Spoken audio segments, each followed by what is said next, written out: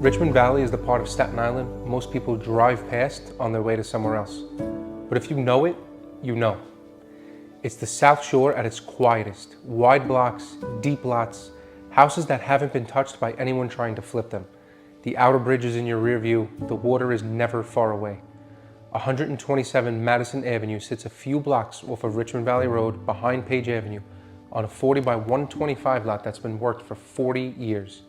4 bedrooms upstairs, granite kitchen, hardwood floors, master with its own bath, a covered balcony off the back that opens to a staircase down to the yard.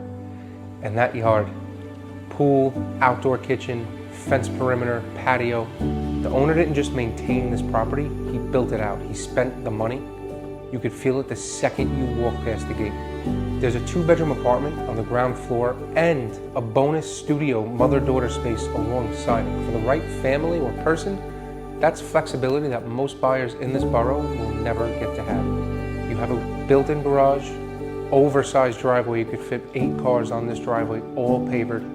Taxes are under $12,000 a year. This is the kind of South Shore home you just don't find very often. 127 Madsen Avenue, listed at $1.3 million by Joseph Ranola, team leader of the Bridge and Boro team at Real Broker.